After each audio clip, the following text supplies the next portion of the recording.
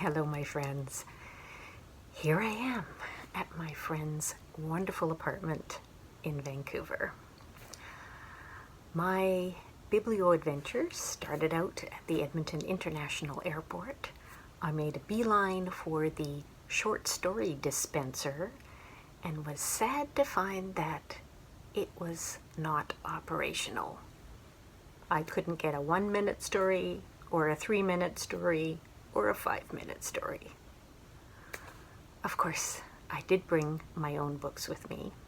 I told myself I would only bring one book because I know that Kathy has all of these, but I brought 2 physical books. I'll get to those in a minute. And of course, I also had to stop at the Indigo bookshop in the airport just to see their TikTok display, where I saw they had some books that I have read and enjoyed.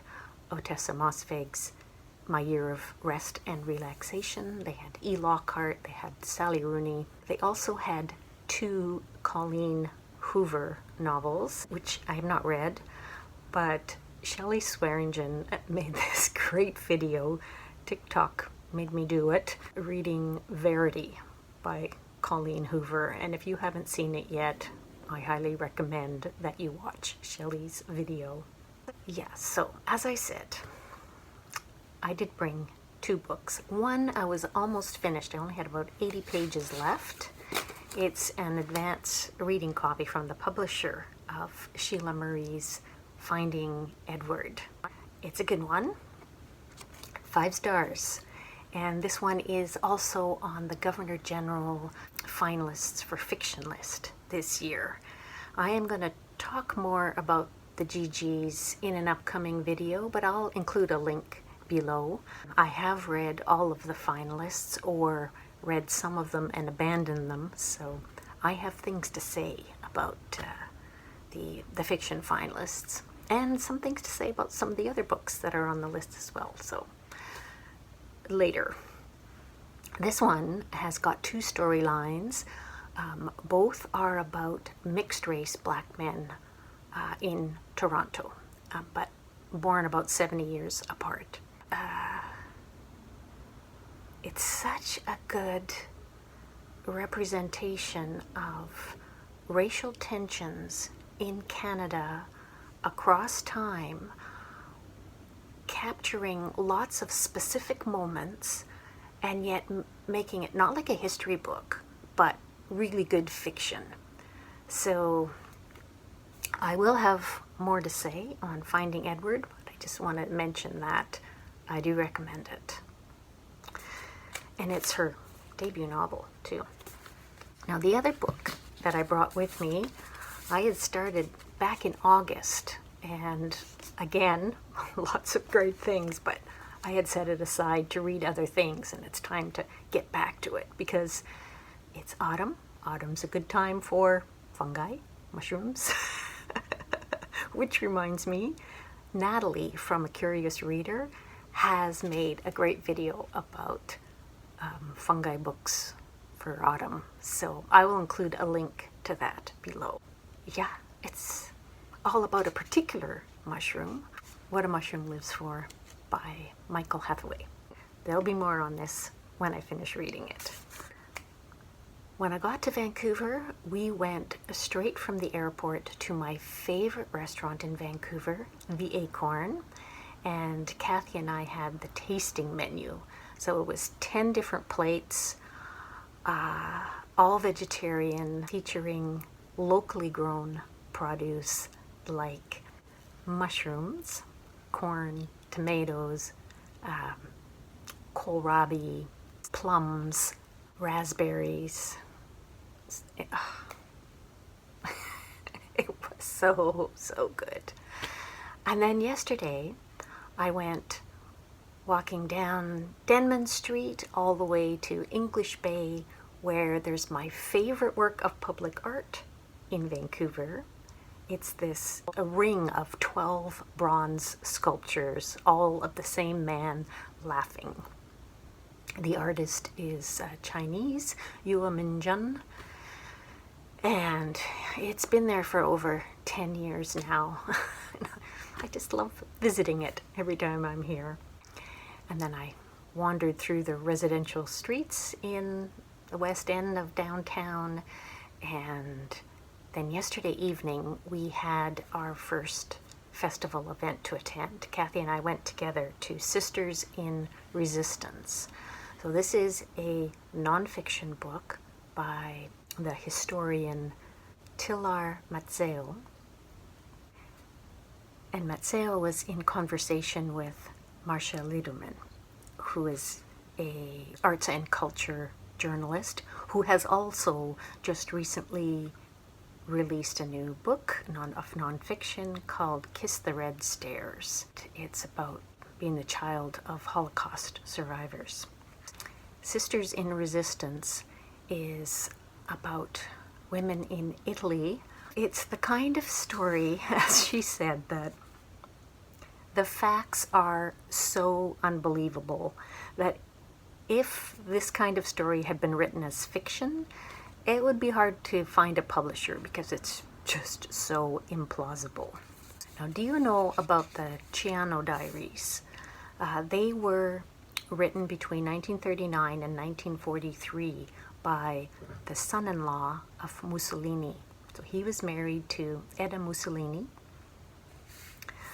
and Ciano was the foreign minister, and so he was meeting with Himmler and Hitler and all these generals. And he had many things to say, unflattering things to say, like about Hitler being a blowhard who would never shut up. Anyway, these diaries became the most important evidence used in the Nuremberg trials of World War II criminals. So this book is about the stories behind how those diaries came into the hands of what's now the CIA, the American intelligence. Most of these stories are of women. One was a German spy who fell in love with Ciano and became a counter spy, a double agent, and Eda herself, and Ciano, and then also a banker's wife, originally from Boston, who was living in Switzerland. None of these people are really straight heroes, except maybe the banker's wife, because they were fascists. But the author talks about how she was impressed by the courage of people who are realize that they're on the wrong path and decide to make a change. And the change being making these diaries accessible, which was a really important thing in history. Somebody asked why there is so much nonfiction coming out about World War II history right now, and I was interested in the answer.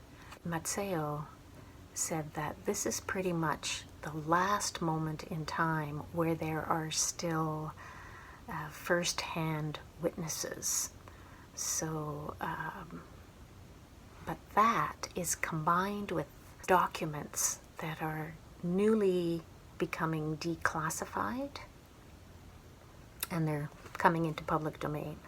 So, combination of witness testimony plus documents to back it up really makes it a fruitful time for well-researched nonfiction, specifically about World War II. Somebody asked Mazzeo about how much of this story is creatively invented, and she said she follows the nonfiction contract. She said, I make up nothing. If I say it was a hot, sunny day, it's because I have checked. That was the weather for that place on that date.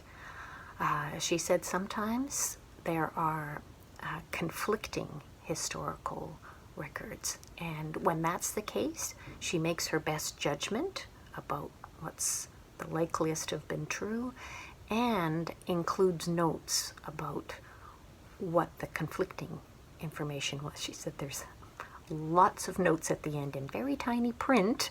She had to make a deal with her publisher, I guess. So as always, when I listen to an author who's so effective at talking about her book, I want to read it. So even though I thought I've read enough about World War II, this is a story I want to know. I want to hear about that evil priest who was Edda Mussolini's confessor and also a Nazi spy. And I want to read about this dachshund who used to always go with one of the spies to a certain hotel, and then one day the dog was left behind and this woman went without the dog, and the dog got on a train and got itself to the hotel on its own. So the gig was up about where she was going just by them following the dog. Yeah. Anyway, so many great stories. And there's lots more of the festival to come, so I will be making more Biblioadventure vlogs, and I hope you will join me for them. Thanks so much for watching.